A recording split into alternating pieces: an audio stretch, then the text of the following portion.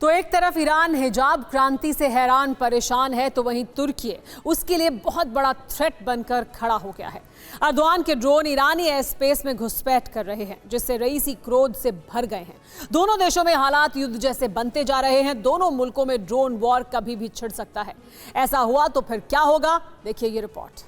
टकराएंगे दो किलर, महातबाही के thriller. Central Asia में वॉर ड्रोन, महाविनाश रोकेगा कौन? महायुद्ध का नया एपिसेंटर, दुनिया के लिए नया डर। जंगी जुनून के नए तूफान, भिड़ेंगे तुर्की और ईरान। दुनिया में वॉर के 5 फ्रंट पहले ही खुल चुके हैं, लेकिन अब छठा मोर्चा खुलने वाला है। वॉर का सबसे नया एपिसेंटर मध्य एशिया में नजर आ रहा है।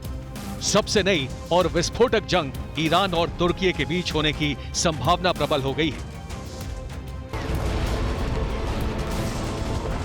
दुनिया के सबसे खतरनाक और किलर ड्रोन से लैस दोनों देश अगर जल्द ही वॉर जोन में उतर जाएं, तो किसी को हैरानी नहीं होनी चाहिए, क्योंकि दोनों मुल्कों में टेंशन बहुत बढ़ गई है। दरअसल तुर्की की तरफ से बार बार उकसावे की कार्रवाई हो रही है। उसके ड्रोन्स ईरान की सीमा में घुसपैठ कर रहे हैं।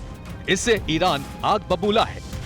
वो बार बार तुर्की को ताकीद कर रहा है, लेकिन एर्दोआन अपनी हरकतों से बाज नहीं आ रहे। इससे रईसी बहुत भड़के हुए हैं। सवाल यह है कि अगर दोनों देशों के बीच युद्ध हुआ तो क्या होगा? बर्बादी का कितना बड़ा बवंडर आएगा? इन सवालों का जवाब यह है कि तुर्की हो या फिर ईरान, इनके पास दुनिया के सबसे खतरनाक और घातक ड्रोन है। वॉर जोन में इन्हें चैलेंज करने का मादा किसी भी मुल्क में नहीं है। तुर्की का ड्रोन यूक्रेन की तरफ से रूस पर बारूदी कहर ढा रहा है, तो रूस की तरफ से ईरान का किलर ड्रोन यूक्रेन को बर्बाद कर रहा है। तुर्की ने यूक्रेन को, जबकि ईरान ने रूस को सीक्रेट तरीके से कई विनाशक ड्रोन दिए हैं। वॉर जोन में रूस और यूक्रेन के खिलाफ इसी ड्रोन का इस्तेमाल कर रहे हैं। अब सवाल यह है कि अगर ईरान और तुर्की में ड्रोन वॉर हुआ तो ये सबसे विनाशक क्यों सिद्ध हो सकता है? इस प्रश्न का जवाब हमें तब मिलेगा जब हम दोनों मुल्कों की वॉर पावर को देखेंगे।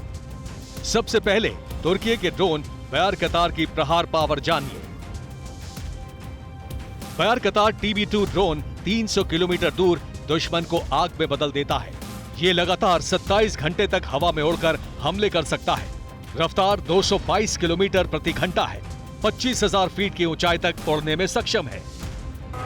ईरान के पास है सबसे घातक ड्रोन्स में शामिल शहीद 129।